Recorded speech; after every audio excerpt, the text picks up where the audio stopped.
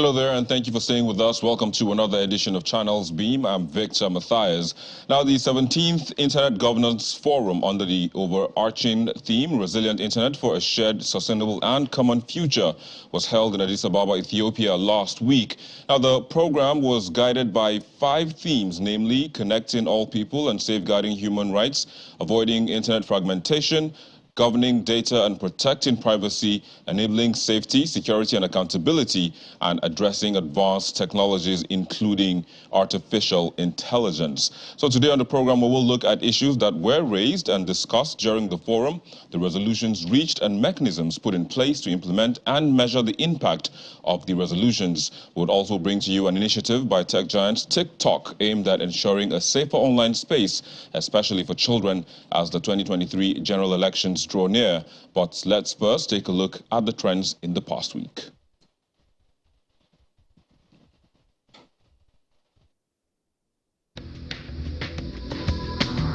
As the 2022 World Cup gets to the knockout stages, shock defeats and eliminations have been recorded as former champions Germany and powerhouse Belgium all out of the competition.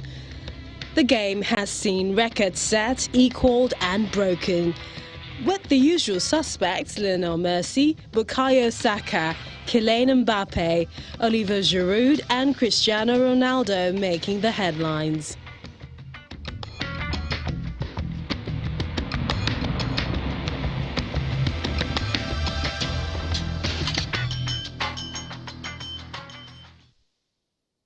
Well, it's been quite an interesting World Cup, and of course, that's why it's dominating all of the headlines. But we're now being joined by Temitope Mogundikpe. She is the founder and director at Tech Societal Consulting. They are focused on reducing digital inequalities by fostering safety, rights and opportunities in digital sphere for everyone, especially for vulnerable groups like women, girls and underserved youth. It's a pleasure to have you on the program today. Thank you, Victor. Indeed. How did it go at the Internet Governance Forum? I mean, one would have thought, that after, this is pretty much like the 17th time, but still a lot of people don't know that the Internet is governed.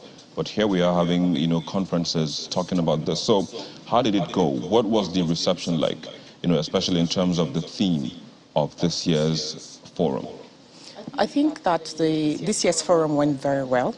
The Internet Governance Forum is not a treaty-making forum, doesn't adopt binding resolutions, as it were. But it's a critical forum for facilitating conversations between groups that normally do not talk to each other, stakeholders that normally do not speak with each other in the context of Internet governance. So governments, intergovernmental organizations, civil society organizations, technical community, private companies throughout the world, typically gather for a 4 to 5 day conversation. And while the forum does not, like I said, make binding treaties or resolution, it is one that is very crucial for informing and advising those who do that. Yeah. So this year's forum was under the theme of a resilient internet for sustainable and shared common future, like you had previously mentioned. And it was under 5 overarching themes that was drawn from the UN Secretary General's Global Digital Compact. Now, there's a Global Digital Compact that is an initiative of the current UN Secretary General, Antonio Guterres. Yes, that compact is something that aims to bring all stakeholders together to shape a digital future that, is for the common good of all. So right now, if you were to go to Google and type in Global Digital Compact as an individual or an entity, an organization, you can actually feed into that compact. You can put your opinions, your ideas in. So you can pretty much contribute. Yes, you can contribute. It's such an open process that everyone throughout the world can contribute to that process. And that process is going to feed into something that is called Summit of the Future that is coming to be hosted by the UN in 2024. Yeah. So this year's forum was a really interesting one. There were new things that I was observing for the first time.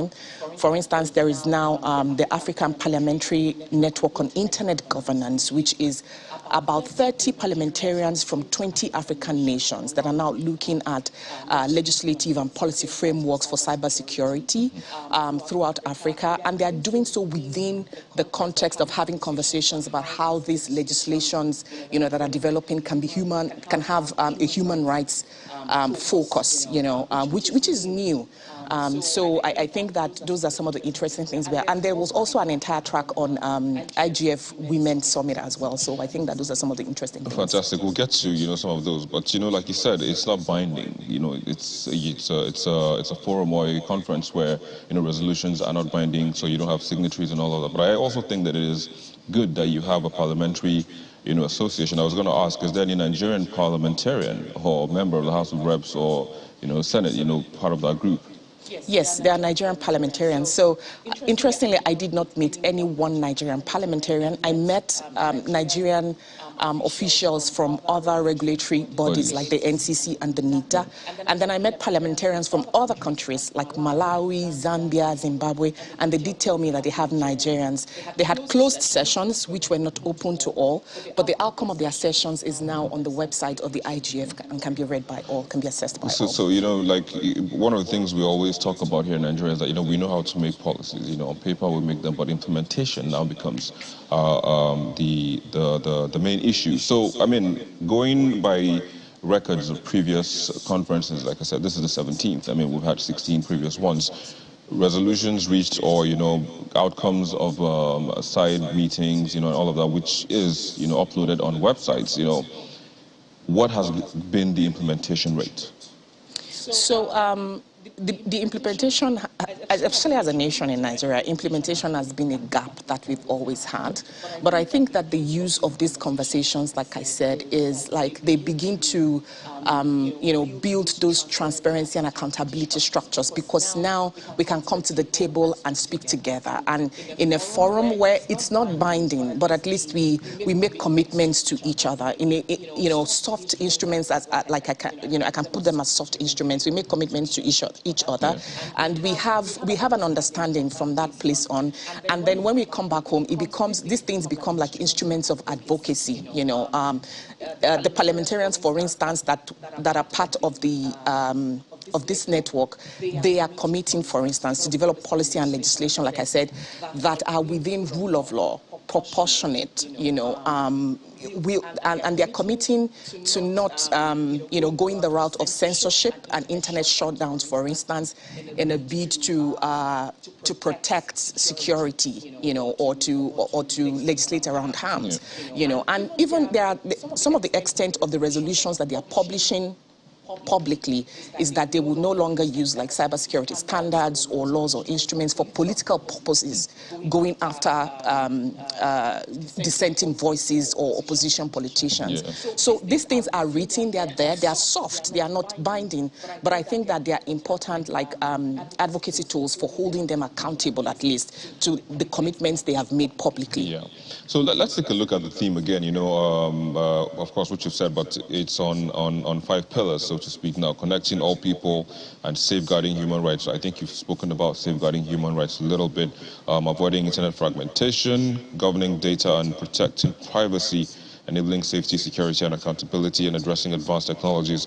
So connecting all people is, one thing that I am really, keen about. If you look at the economy currently, almost everywhere the economy is not really so good. So under that theme, connecting people and safeguarding human rights, I think you've talked about safeguarding human rights a little bit, but in terms of connecting all people, what was the resolution?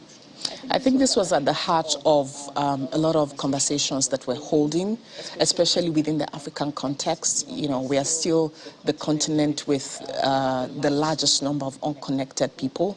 And, in addition to that geographic gap is also a gender digital divide. And we find governments and corporates coming together, in commitments and looking for a way to continue to partner to develop the infrastructure that is needed on the continent for connecting all people. And closely related to that, I think why it's closely related to the human rights issue is such that, there's a lot of lip service, if you can put it that way, being there's a lot of this service around improving the digital economy, and a lot of governments are going towards improving the digital economy. But when it comes to government actions on the ground, some of the times this is not consistent. Even the connected are being unconnected. In internet shutdowns and in cutting off of services and things like that. So it's very important that while we are developing the broadband plans and we are looking at, public-private partnerships and creating the right policy environment for all people to be connected, we are not also inevitably, unconnecting those who are already connected or making the environment difficult for innovation to also thrive. I think those are issues that are also closely related. Yes. So, I mean, talking about innovation thriving, they talked about advancing technologies, including AI. We know that on a daily, technology keeps advancing. But one of the key issues or major impediment to the advancement of technology is funding, especially for the innovators, for the startups and all of that. Was there any conversation around bridging that gap, about making funds available, especially to African innovators and tech founders? So there may have been. I should quickly say that there were like over 100 sessions moderately going on. There could have been maybe a few hundreds of sessions. Workshops alone were like 70. So it's difficult for me to say this exactly what was discussed and the other one was not discussed. Yeah. But I was in conversations in terms of, around the development of AI that also had to do with discrimination, harms. I think I was more attuned to those conversations than the one that had to do with like funding of the digital ecosystem and in particular startups that are focused on emerging technologies. But I'm almost sure that there would have been such conversations around investment on the continent and also globally, especially for young people and around digital entrepreneurship and emerging technologies. Yeah. So even speaking to issues around AI helping to stop harmful messages or posts and all of that is also one thing that is at the heart, of every developer, because you don't want your platform to be used, to propagate hate, fake news, disinformation, and all of that. So that also, definitely, is one thing that a lot of people would have been welcoming. In that conversation would be something that they welcome. But around that, what were the key issues? What were the key things that were raised, especially in trying to advance AI to help stop all of these vices online? I think the main thing for me, the main takeaway for me in those conversations was that we need more transparency, algorithmic transparency, because if you really don't know how stuff works, then you really cannot speak about informed decision making or choices. In terms of just being more transparent around how data is collected and fed into the systems that are making these decisions, in terms of being more inclusive. With how data is being fed into the systems that are making these decisions about us, and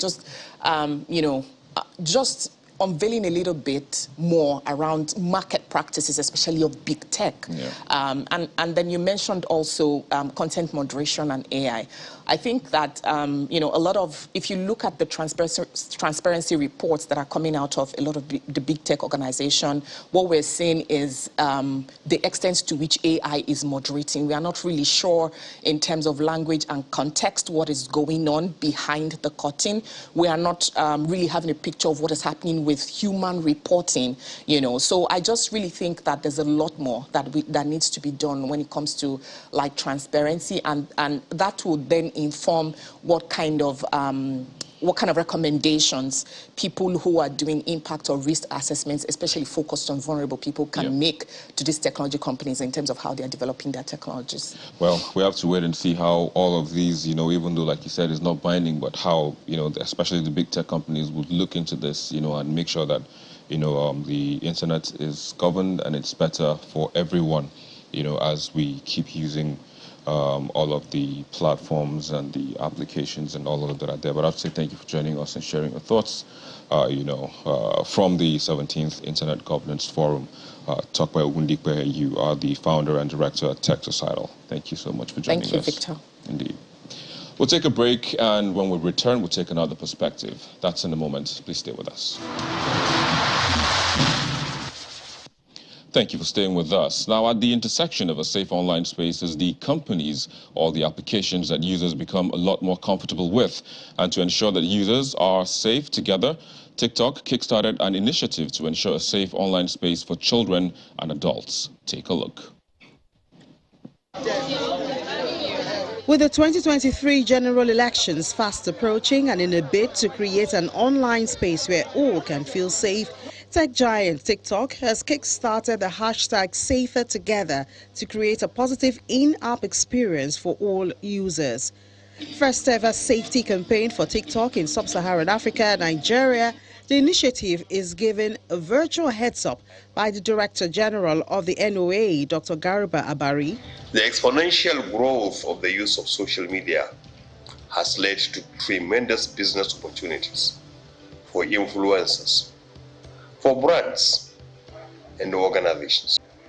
Unfortunately, however, this growth has also led to challenges like fake news, hate speeches, misinformation and disinformation, cyberbullying, child pornography, and other associated unwholesome social practices. With the 2023 general elections fast approaching, the challenges of social media have become more palpable. And if this is left unchecked, it not only poses a threat to the credibility of the elections, but also to our national security and development. That's one of our main... Using family pairing, every childminder enjoys mindful access over the app usage by their teens, as direct messages, comments, accounts, and video privacy are also available to regulate who their child follows, who follows their child, what shows up on their page, and what videos they can download. One of them is the family pairing feature, which I think is an amazing one, which allows a parent to pair their TikTok account with that of their child, so they can monitor what kind of content the child is consuming on TikTok and be able to control such things as how much time they can spend on the app as well. Users help us report content. Some of the content that we may not have seen that violates our community guidelines, let's say it's said maybe in a slang that we don't understand. Users can help us clean up TikTok and adhere to our community guidelines by simply long pressing on that video and then report it. When you do that, something comes up which says, what do you want to report it for?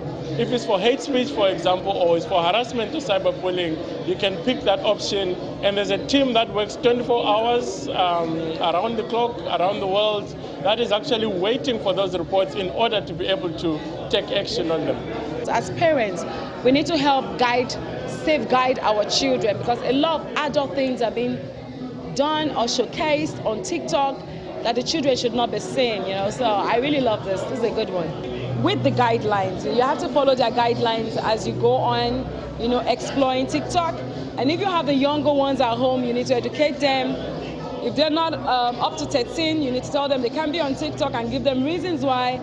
You need to encourage and also spread the news around to adults around you who are not really familiar with TikTok, but their kids might kind of find their way down there. So we just need to keep educating people, educating parents, guardians about the safety of keeping the kids away from TikTok if they're not up to 13. And while you're doing your thing, just have fun doing it. You never know what's gonna put you out there.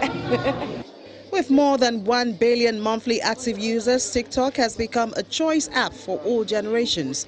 This growth has birthed the need for safety policies that guarantee the protection of each user on the platform, especially as the 2023 general elections gets closer. Okay. Yeah, so describe it. Well, that's it. That's where we'll wrap it up on the show today. But as always, we'll leave you with the most viewed videos on our YouTube channel in the past week. Thank you so very much for watching. I'm Victor Matthias. Bye for now.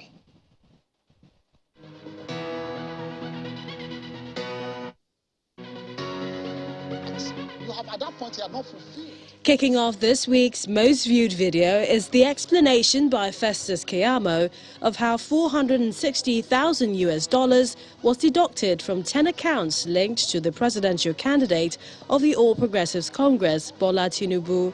All over Europe and America don't play with their tax. So they all said, well, we are going to take our tax because you deposited money here, you were taking interest on it, you will not pay tax on those interests. So if you look at paragraph 38, that is the crux of the whole thing. It is followed by the negotiation between presidential candidate of the Labour Party, Peter Obi, and PDP bigwig, Nyesom Wike, ahead of the 2023 elections. I will talk to them. Me and them will negotiate and say, Oga Sipana, so Arab Korea State, Arab Line Center. Is it not? If we leave state for them, it will leave federal for us. And third spot sees PDP presidential candidate spokesman giving a verdict on the U.S. court case of the presidential candidate of the APC. The conclusion of this case is that from the eyes of the law, especially if you look at the constitutional provision you cited, Bola may be disqualified from contesting. In second is River State Governor Nyesom Wike, reminding Mr. Atiku Abubakar of how he refused to support former President Goodluck Jonathan in 2015. Jonathan went to London, in Dorchester Hotel. He went to plead with this presidential candidate today, Atiku Abubakar. Say, please, my brother, come back to the party and support me. You know the condition they gave to Jonathan? He should relinquish his ticket not to run as the president of Nigeria. While spokesman of the Labour Party taking a swipe at presidential candidates of the APC and PDP takes the top spot. Atiku Abubakar could not even allow a tweet that was written for him. Like every other thing is written for him and Bola Tinubu, including their manifestos, which they do not even know the content. He could not even allow the tweet that condemned the burning alive of a young Northern Christian lady, Deborah Samuel, just because of religious bigotry. How do you expect these people to support you? The home Muslims cannot understand why a Tinubu can no longer even cognitively align his thoughts to make coherent sense. Would you want such a man who is blah blah, Buhari, church rat, eating unpoisoned Holy Communion? God bless PDAPC, a non-existent.